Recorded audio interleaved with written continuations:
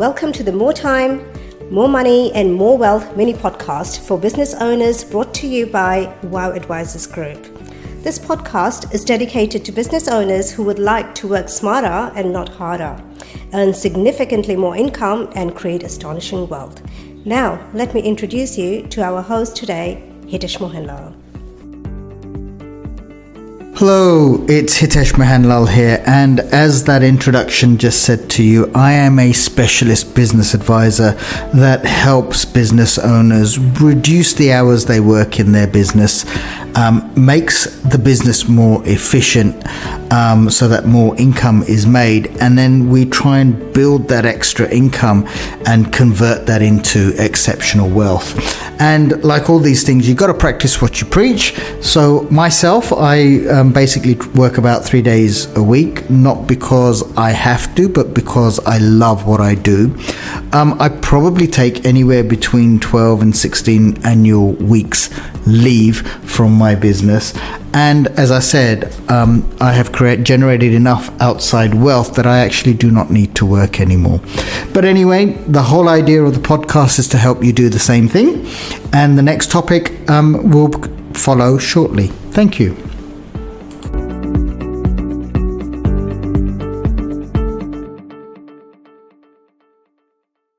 Hello, and welcome to our 5th episode of the More Time, More Money, More Wealth podcast for business owners.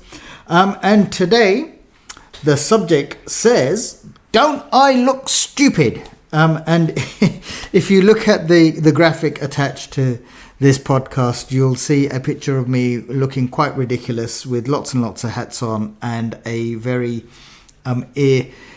emotional look on my face. Okay, and the logical question is, what the hell is all of this about?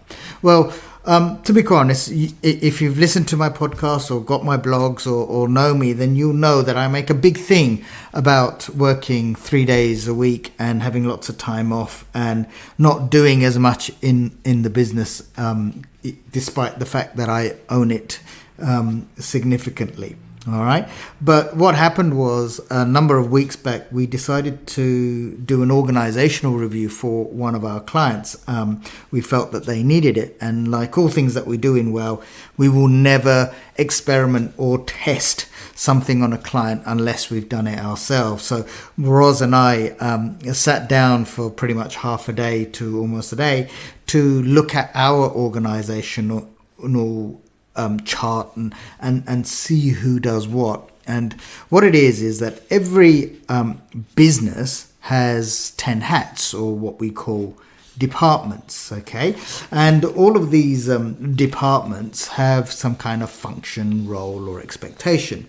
And what we found was, after our day, it kind of blew my ego a little bit, because despite the fact that I was telling everybody that I take lots of time off and the business doesn't rely on me, it seemed as if I was actually holding on to a lot of hats, and I was responsible for all these hats.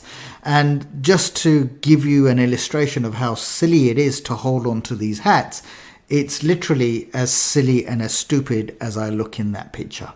Okay, because it's not really possible for somebody, unless you've got a fairly small organization, to look after all these hats yourself. Okay, so one of the things that I have spent time on over the last few weeks is, how do I reallocate the hats? Do I really need to be responsible for all these things? And what we found was, I was actually kind of looking after and being responsible for 8 out of those possible 10 departments, and we just felt, Roz and I, that was probably not ideal for us. It doesn't work for us, and we need to give other people responsibility to hold on to these hats and look after them for themselves. Okay, but a couple of things that I want you to think about. Okay, because you could be in a very similar position where, you know what, you're a jack of all trades, but you're not really mastering anything. All right. So what are these 10 hats? And do they really, really exist in every business? And the answer is yes, they exist in every business. There might be just a level to which you run them. So, for example, operations is a major part of the business, but HR might not be a major part of the business if there's only two of you. You still got to do it though, but it's not going to take up hours of your day, for example. All right. Now, fourth key things that you need to always remember about any of these things called hats or departments, okay? There can ever only be one leader of that department, okay? Now, there may be two people involved. So, for example, one of the departments is a shareholder. Now, if you're operating a company and there's two or three of you, well, there's two or three shareholders, but there's going to be one real person who is going to be responsible for all shareholders. Okay? All right. There's also a big difference. And one of the things that we got confused about when we did our organizational chart was this. There is a difference between somebody doing something and somebody being responsible for something. Okay? So some of the hats that I kind of wore and I put on my head initially, once we started digging into it, we actually came to the realization that really I was kind of responsible for it, but I wasn't really doing it. Okay. All right. Then the third thing is the role always comes first. So you design the role and then you give it to somebody. You don't design the role around somebody. Okay.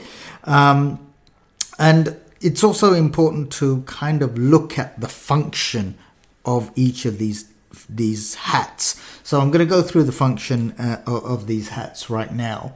Okay. The first one, shareholder.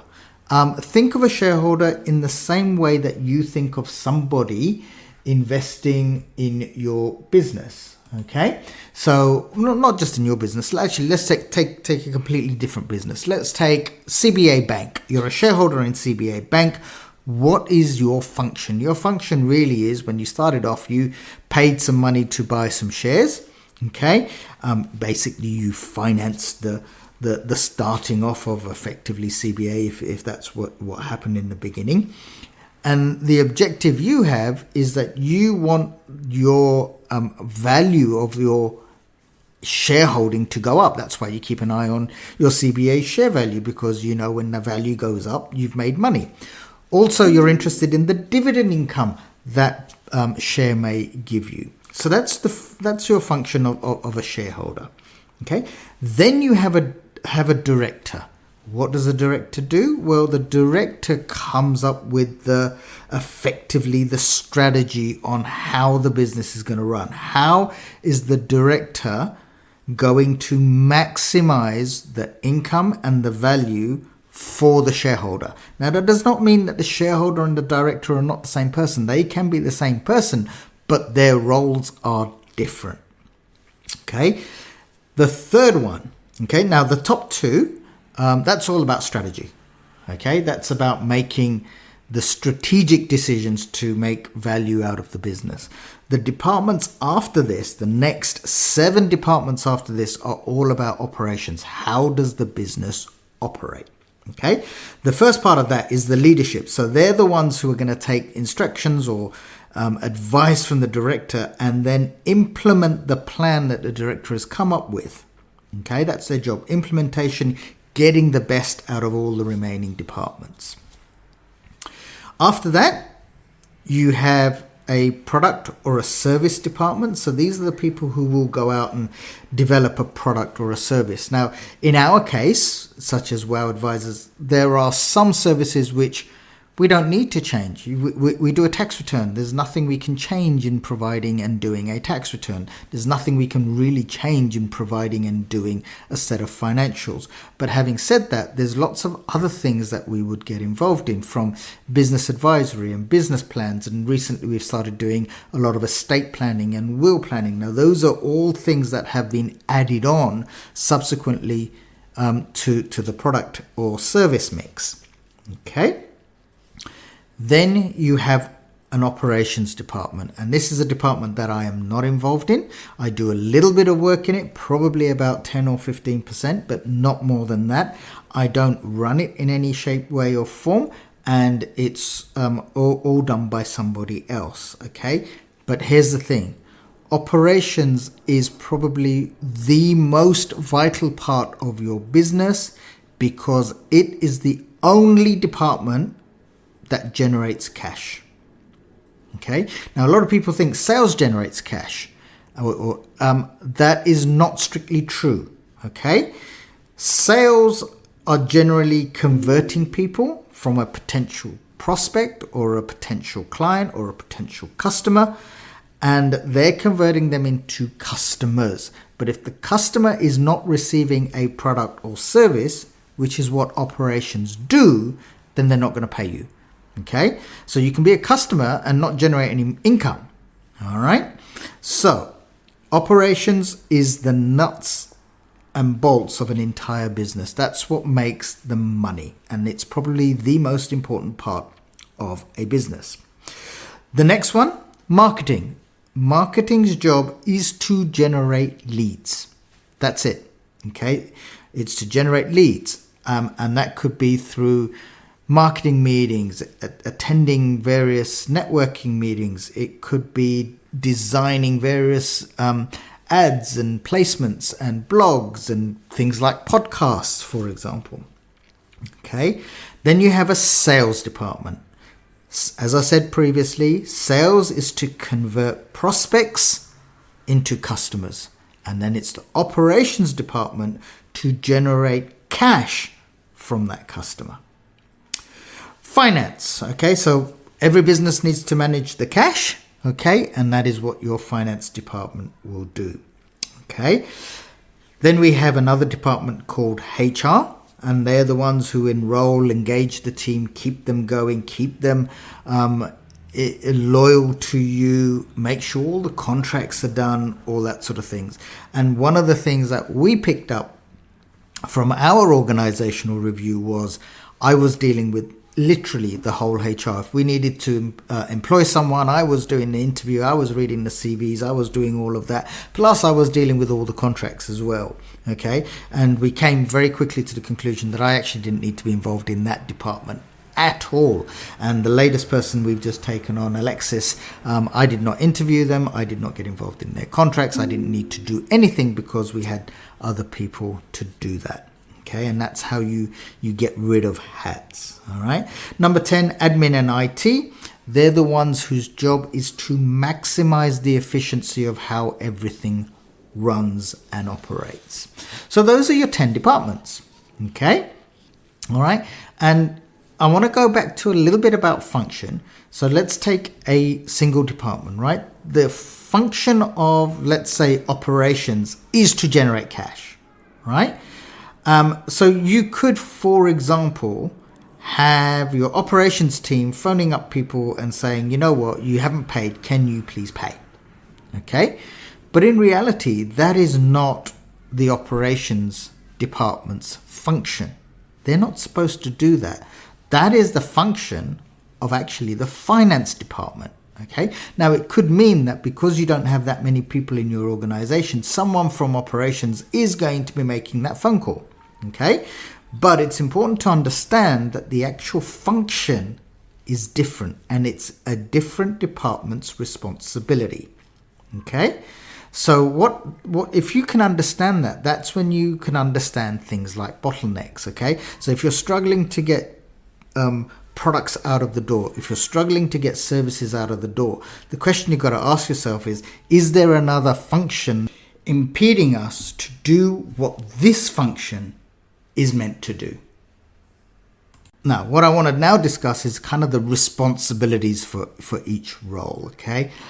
So, for example, if we had a marketing person, the person who may be in charge of the marketing department will be, for example, a marketing manager. What's their function? Their function is to generate leads. How are we going to measure that? How are we going to ensure that they are on target and they are doing what they are doing? The only way we can do that is to cover them from under what we call KPIs or key performance indicators. So we want to have a plan on what they should be doing and then measure what they should be doing. Okay, so things like they'll be in charge of a marketing plan, they'll be in charge of marketing campaigns, they might have an event that they're looking after, they might have internal, external brand development, things like that. There might be some networking things that they're organizing, there'll be a database or a CRM they're looking after, and they'll be reporting to somebody. Now, just because they are responsible for that does not mean that they have to be doing any of that. They may outsource that to somebody else. They may give it to somebody else in your team. All they are doing is ensuring that the function of that department is operating, but they are not physically necessarily doing it. Okay, so that's what I wanted to talk to you about. Okay, I want you to go back and, if you can, think about the hats that you're wearing. Are you genuinely looking after all these, or is it a bit like me where I initially put on 8 and then found out actually it wasn't 8, it was 5, and maybe I can knock down on the 5 too? Okay, because what it's going to do is going to identify where your free time is. It sometimes can identify if you're the right person to do that sort of role in the first place. Okay, and hopefully once you've done that and you've reallocated some of your hats, you're not going to look as stupid as I do in that graphic that you will have seen for this podcast. I hope you had a great understanding of what I was or what I have been talking about. I hope it was useful for you. Thank you and have a great day.